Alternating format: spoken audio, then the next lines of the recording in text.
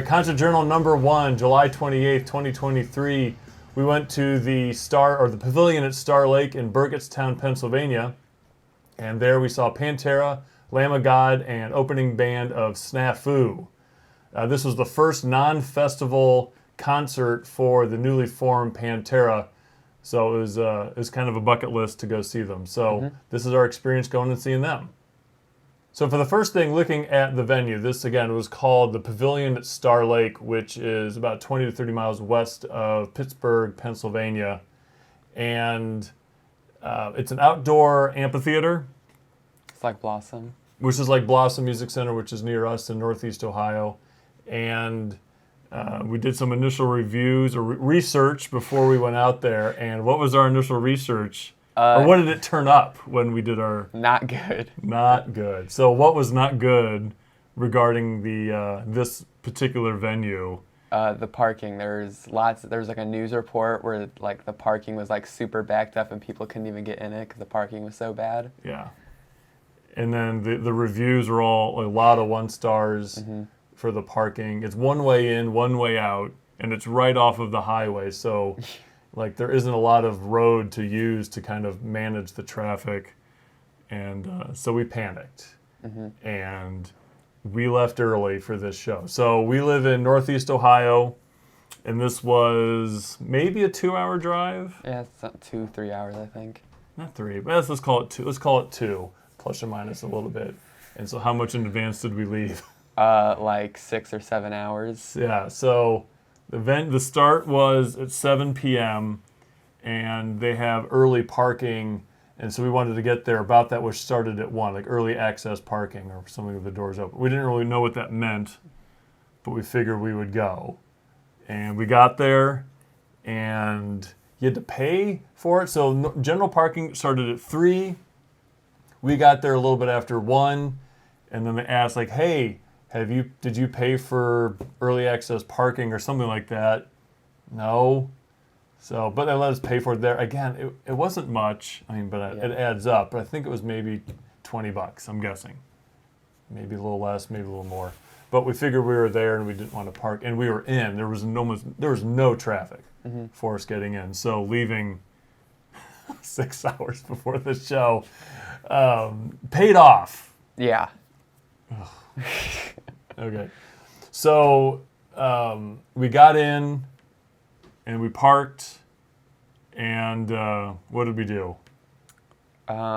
We mainly just sat there and ate our snacks for like most of it. Yeah. But the most magical thing happened, and there was a merch table in the parking lot so we could get our merch before the show started. Yeah, and it must have opened, because it was opened as far as we could tell, like once we got there. So maybe once the early parking began at 1. We've never seen that before, and there are other concerts that we've been to, so this was a first for us, so that was pretty awesome. So we went and we were able to visit that. And then we did basically tailgating at that point with everybody else that had showed up early. So that was a first, too, to kind of watch that, go walk around, look at do some people watching with everybody that was out there. And then once that was done, we got a little bit closer to the doors of the gates opening, let's say probably at 5 o'clock or something like that. We went and stood in line. Line was pretty long. Line was pretty long, so that was whatever. It was fine, I guess. It had rained on and off up to that point, but there was no rain, so that part was good. And then we got into the pavilion, and there was a food selection there, which was actually pretty nice. Yeah, they had a lot more options than like other venues like Blossom. They had like ice cream and some other stuff. So actually that was nice. So some of the places that we've been to, I mean, there's always some sort of food, but this was actually a good selection, and it stayed open throughout the entire concert. Like it didn't shut down once the concert began. It was more than just like water, beer, pretzels, and pizza. Yeah, exactly. So I don't know. So first impressions were pretty good, given that it's horrible for traffic. We just happened to beat the traffic, and this was a weekday. So if you have a job, which we were off that day. I mean, I was off from work that day, and for you, it's summer. But anybody else who has to get out of work, I mean, you're just screwed. You're so screwed going to this place. So No, not a fan. But anyway, so it worked out well for us. So then the concert began, and the first band was... Snafu. We knew nothing about them, and they're a self-described hardcore thrash punk band from Detroit, Michigan. We thought the singer looked like Jason Momoa with dreadlocks. Yeah, exactly. So, I mean, from our distance, that we could see, it literally looked like it was him. You know, he jumped out of his Aquaman costume, and then he was threw some dreadlocks on, and he's the lead singer of a band out of Detroit. There's a lot of information about this band online. We tried. I mean, they have a Bandcamp where they sell some of their albums. They have a Facebook page, but that was it. So, I don't know. So we had no idea what we were getting ourselves into. It was a short set. Yeah, it was only like 30 minutes, like 5 or 6 songs, I think. Yeah. So we didn't know any of the songs for that. They did play one song we knew. What song was that? That was a cover of Fight Fire with Fire by Metallica. But first they didn't play the like acoustic intro. They just played that on like the speakers. And then they only played up to like the first chorus, and then they cut off after that, and they didn't play the rest of the song, which is dumb. It was a weird... it was just a weird thing to do. So, you know, you have, I guess, 30 minutes to try to wow us and win us over as a fan, and then, like, you spend one of your 5 songs as a cover song of, like, the biggest metal band on the planet. It seemed like a wasted opportunity. They're trying to get the crowd, hey, what song do you think this is? Because they're playing the intro over the speakers, and you're like, I mean, I know who they are. I don't know. I don't need to listen to them. We'll go see Metallica later. Yeah. You know, a couple months later. But anyway, so that was Snafu. Weren't a fan of them. No, didn't really. Again, they didn't win any fans, I guess, from what we gathered. Or at least they didn't win us. They didn't win us, yeah. That's all that's really matters. All right, so then Snafu was over, and then who was next? Lamb of God was next. Lamb of God. They were awesome. Yeah, it was kind of a bucket list band, right? So we've been a fan for a while, never seen him in concert, and so it was on the list of bands to see. So, which is one of the big reasons why we went and saw them, because I mean, Pantera is obviously a huge draw, but to have them paired with Lamb of God, that was awesome. Yeah, they had like a cool background, and they had this like sort of I guess like an elevated part of the stage that the drummer was on. They had lots of like lights, smoke, pyrotechnics, and stuff. Yeah. Yeah, so they did maybe an hour or so for it. So we wish the set was a bit longer. We wish they did a few more songs. Yeah. Yeah, so no regret seeing them, but one regret is that they weren't like the headliner. Yeah. Their co-headliner, Pantera, was the bigger draw. So we need to see them again. Yeah. And then they're the headliner. Not part of a festival or anything that we can get the full show with it, but well, we were fans going in, and we loved it. Yeah, it was awesome. We wish they did more songs off their most recent album, Omens. They only did, I think it was Nevermore was the one song they did. Yeah. So I think that album was underrepresented.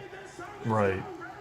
Yeah, I mean, they have a lot of like classics, you know, hits to play off the other albums, which they did, but I don't know. I mean, granted, they were kind of limited in their time, so they probably could have done, you know, 3 or 4 songs, at least Omens off the album. Yeah. If they were headlining. So that was huge. Crowd was really into them. Yeah. They had a big circle pit going in the lawn. Yeah. Yeah. So that part was pretty great. And then they finished up, and then came the big reason that just about everybody was there for. Pantera. So this is not my first time seeing Pantera. How many times have you seen them before? It's like 3 or 4. Yeah, whatever it was, handful of times, half dozen times, but through the 90s with all 4 band members alive and participating. But this is the first time I see them. Yeah. And what was your initial reaction? It was awesome. Everyone sounded great. The solos did sound a bit weird, but besides that, it was awesome. Yeah.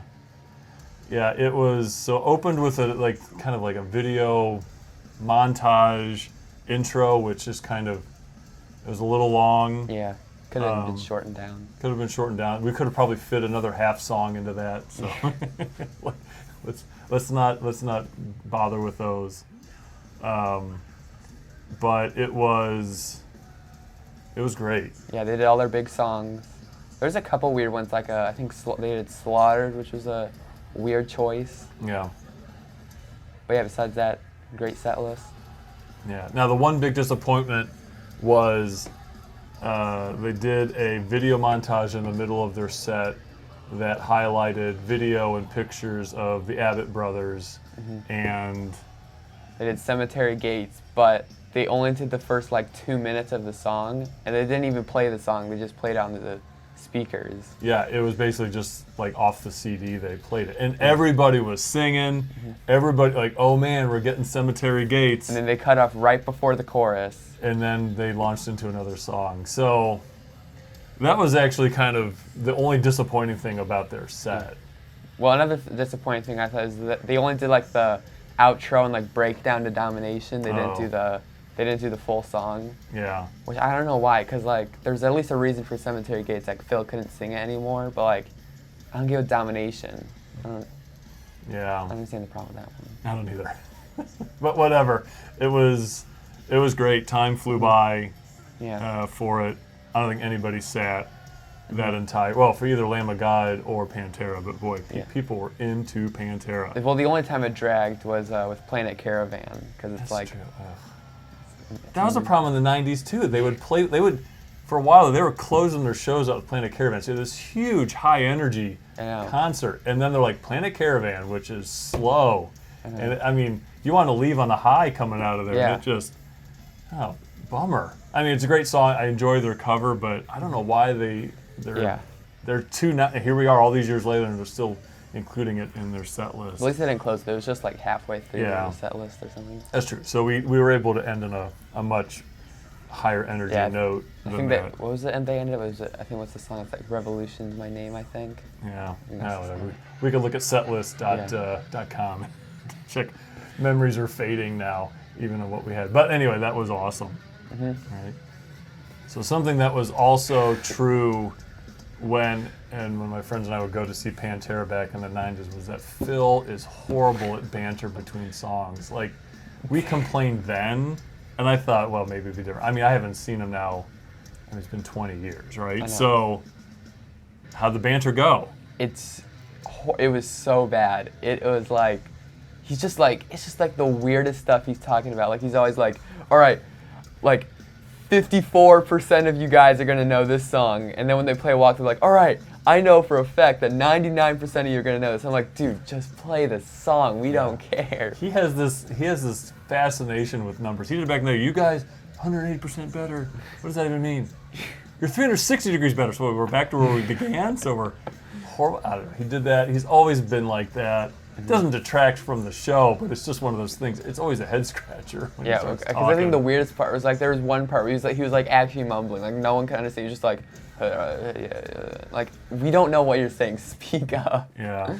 So, but whatever. That's awesome because it's the Phil experience. Yeah. That all these years later, as much as I would talk about it before we went, now you can say you've seen him. And After like 30, even though he's been doing music for like 30 years, he still can't do banter. yeah, there's a little something is missing from all that. So that was whatever. Actually, I'm glad it happened. I'm glad you got to witness that. But the worst part So the worst part. is how he closed his performance. Yeah, I wish we had video of this because Yeah. well, we didn't think anything would happen at the end, but clearly they were wrapping it up. The band had all kind of done their little bows at the end of the whole thing. Phil has the microphone.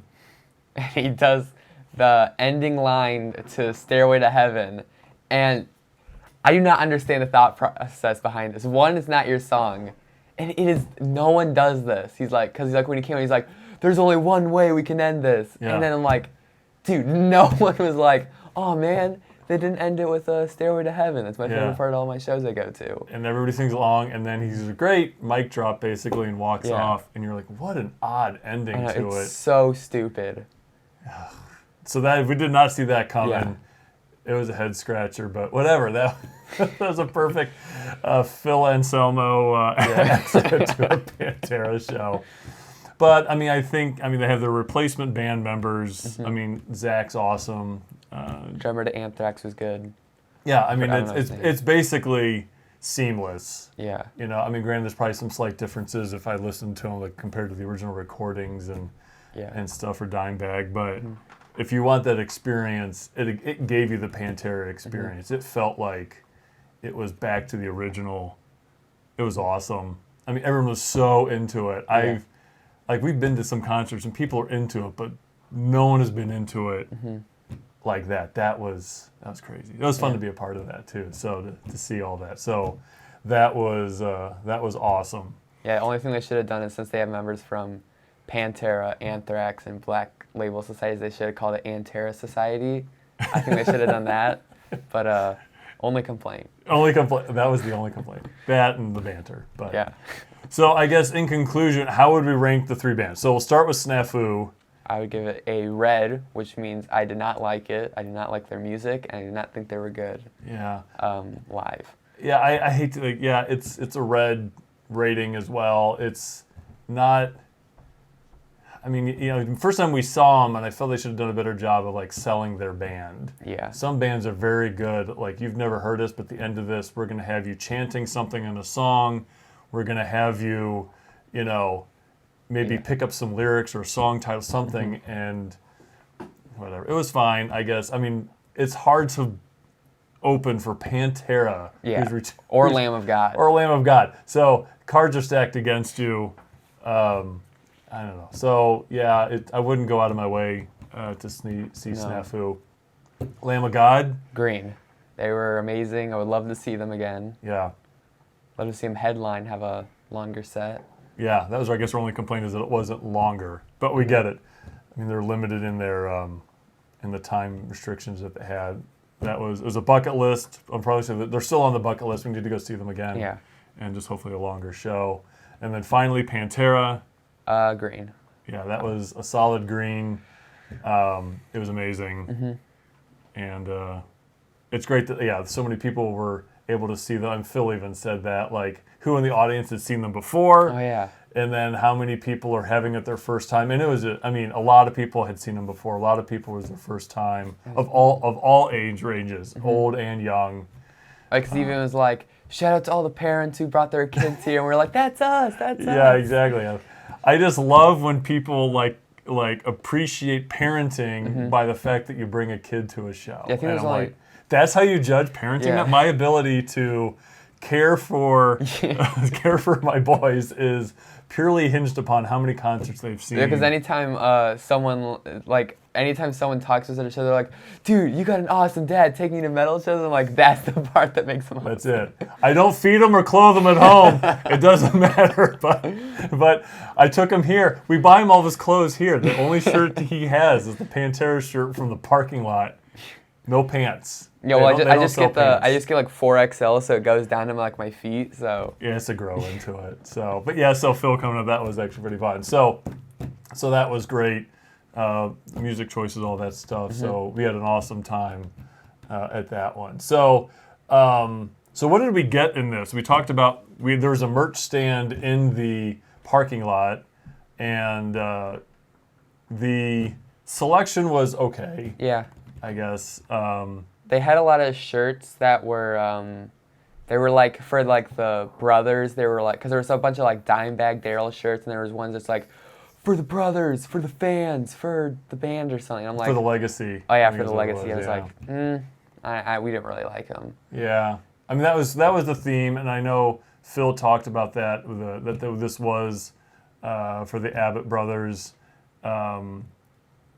All that stuff. And so that was kind of the underlying theme, I guess, with it. So I can see why they have the merch. But where they're celebrating the band like, as a whole, right? Yeah. I mean, that experience. So it wasn't bad. The concert dates on the back of the shirts reflected all of the shows that both bands are doing. So even though this was the first show of this tour, it's like the fifth or sixth city pairing, or city on the back of it. Because it includes the festivals they did before it, and it also includes at least for Pantera, all the dates they did with Metallica. Right. So it's kind of an oddball when you look at at the back, whatever. It's a small point. But anyway, so with that being said, we're like, boy, if these shirts are covering all of these events this year, you go to any event, you're going to see the same merch, even if it's outside of this tour, because all the dates are on there. I get that. There's, some sort of marketing reason and cost associated with that. So, but no patches. Yeah, that was a disappointment. Yeah, not a single Pantera or Lamb of God. Even I don't know if even Snafu is represented in the merch table. If they had anything, it was pretty small. I think they had at the bigger ones inside the venue. I think they had one shirt and their CD, and maybe I think they had maybe a bandana or something. But that was it. Yeah, I know they had something there. So the merch was okay. We ended up getting we each got the same Pantera shirt because it was red, and as much as, it's fun to have your black concert shirts, it's even better to have something that's a different color. Yeah, so in the summer, you're not wearing it on a 90-degree day. Yeah, and you can mix it up with something and don't always have to be representing the black T-shirt army. Yeah. But whatever. So that was a good shirt. Had the dates on the back. And then I got Lamb of God shirt that didn't have the album cover on it. It was kind of unique. I thought it was great artwork with the dates on the back. Mm-hmm. Yeah, I got the one with Omen's album artwork on it. Yeah, with dates on the back as well for that. So we were happy with that. Oh, and you got a pin. Oh, yeah, I got the Pantera World Tour 2023 pin. Yeah, so there you go. That'll be a unique memento from this. Which I'm hoping that in 2024 they have one that says, where it's, basically the same pin, but it says 2024 on it. Just scratch it out, a little sticker and put a 4 on it. And that's all you got. So, yeah, that'll be interesting to see how they change all that up. So, yeah, overall, it is what it is. Pricing was the same as you've seen at other shows. I think it's $40 or something for a T-shirt, whatever. But so speaking of shirts, so something that we do at all of our concerts is we make a tally of the first 100 shirts that we see. So just walking around or standing, people watching, basically, we start keeping track of what bands we see represented that are there. And so we did that for this show, just to kind of see what choices do people make when they're leaving their house and what they're going to wear. So let's go. We'll just share our top 5. We're not going to bore you with all of them, but we'll do the top 5 and as well as some honorable mentions, I think, on that. But so number 5 was Ghost with 4 shirts. Okay, that fits into the genre pretty well. Yeah. Number 4 was Slayer with 4 shirts. I think that was a pretty good choice. I think. So same, I guess, heaviness. Yeah, and I think what we've noticed is that there's some bands that are always represented at shows. You always have a Slayer, Iron Maiden, Metallica. Yeah. There's always going to be that. So, so Slayer came in at number 4. So number 3. Number 3 was Metallica with 9 shirts. Okay. And then number 2. Number 2 is Lamb of God with 13. And number 1 is Pantera with 23 shirts. Yeah.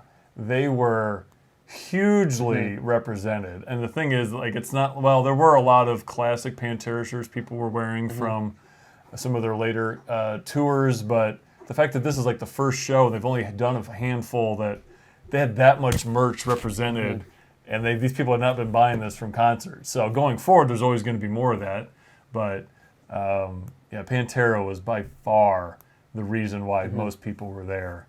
That was huge. So, which is one of the reasons why we were there.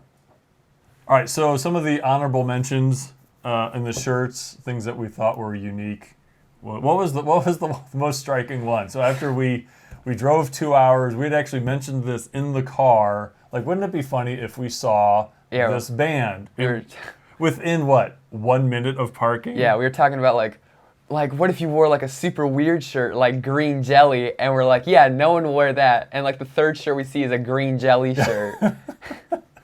We should have we sat there, we tailgated. We never got any pictures of the guy. We really should have. We got pictures of battle jackets. We should have got a picture of the guy with the green jelly shirt. What are the chances? That's a rarity. The fact that he had that. So that was pretty notable. Golden Girl shirt. Golden Girl. Someone sporting a Golden Girl shirt. I know. It's not a band. We're talking literally the TV show from the 80s. That was an interesting call. But being from Cleveland area, that we saw Mushroom Head shirt. Kind of a bucket list band. We haven't seen them, but they're represented there.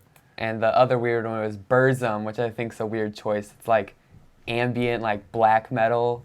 It's a weird pick to wear, I think. Yeah, we actually had to Google it because we were like, who the heck are these people? We didn't know that. Well, I knew who Burzum was because I'm not a poser. Well, touche. All right, so I had no idea who this band was, but whatever. So, yeah, there's a lot of others. There's always seems to be a Pink Floyd shirt. Yeah, Pink Floyd, Dark Side of the Moon, Metallica. Iron Maiden. Misfits. Oh, Misfits. Misfits is a big one. Yeah, Misfits is always there. There's a few others. Yeah, but anyway, so we saw all the classics, if you will. So anyway, that was pretty well represented. That was a fun project that we've started. I think we don't know if we started with that one, but we've definitely continued it to people watching, and we get other people involved too as they start putting out shirts going by. I think this is the first one we counted it. Usually we do count shirts, but we don't write it down or anything. Yeah. So anyway, that was pretty good. So the first for us, what were some of the first things that we experienced or did that was a first? So first was this venue. Yeah, first time I've been to this venue. Never been to this venue. It was our first concert in the state of Pennsylvania. Right, so that was big. First time we had a merch table in the parking lot. Yes. And unfortunately, since then, we've only had it happen one other time. But hopefully this becomes more of a norm because that was awesome. First time we tailgated. Yeah, we spent a couple hours in the parking lot, walking around, talking to people. Well, more than a couple. Yeah, more than a couple hours with that. That was fun. It's not a necessity to give up that much of your day to sit in a parking lot is a lot to ask. But anyway, that was fun.